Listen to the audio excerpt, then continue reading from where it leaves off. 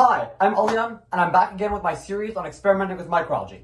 Today, I can barely contain my excitement, but I am finally starting my experiment. I will be putting these algae into these bioreactors for the first time. So, at long last, 3 months and 9 vlogs later, I'm finally starting the experiment, and I'm going to be transferring these microalgae into these bioreactors for the very first time. Now, what that's going to entail is first taking a baseline measurement of the amount of nitrate in these bioreactors and taking a sample for the phosphate, which I'm going to be testing later. So before recording this vlog, I actually did that nitrate test so that I could tell how much nitrate was in these bioreactors to start with before the microalgae start taking away. And I got the value that I was expecting that I mathematically calculated. So that's all well and good. The next thing I'm going to be doing, before I can start putting the microalgae into the bioreactors, is actually to take a safety culture of the microalgae. I'm going to be taking 15 milliliters out of this and putting it into a new vial, just to make sure that in case these algae die or something bad happens, I have a reserve culture left over that I can use if something goes wrong. So, I now have a starting culture of microalgae in this beaker, and it may be difficult even if I hold it up to the camera to tell that there are microalgae in there. It's only a very faint green right now, but it will eventually grow up to the green color you see here. And that'll be super important in case something happens to go wrong with this algae. I'm crossing my fingers that they don't, but it's always good to have a backup. So, the next thing I'm going to do is now take this microalgae culture and put it in the bioreactors, finally. And to do that, I'm going to be using this machine. It's an aspirator for a 10 milliliter tube.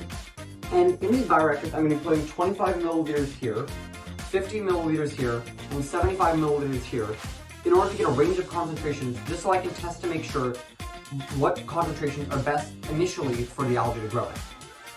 So I'm going to get started on transferring the algae, first 25 milliliters into this bioreactor. Okay, so I've now added 25 milliliters of microalgae to this bioreactor in 1 liter of water. And I'm going to move on to adding 50 milliliters of microalgae into this bioreactor at also 1 liter of water.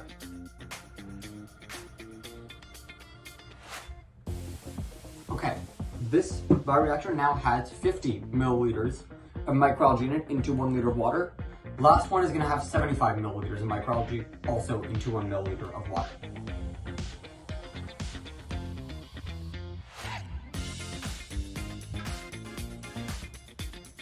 Alright, there are now 75 milliliters of microalgae in this bioreactor, and with that, all of the algae has been transferred. Now, the last thing I'm going to do is turn on all of these bioreactors. I've already plugged in all the tubes that I need, 1, 2, and 3, and all I need to do now is plug in the bubblers, and I'm going to turn on the lights. Plug these lights in. And these bioreactors are going to be sitting here growing microalgae and absorbing nitrate and phosphate from the water inside, and that's my entire experiment. This is super exciting. I'm really glad that this has finally all come together to get the algae in the bioreactors at long last. I'll have plenty of updates as we go along with the experiment, so if you're interested in seeing those, subscribe down below, and I will see you in the next one.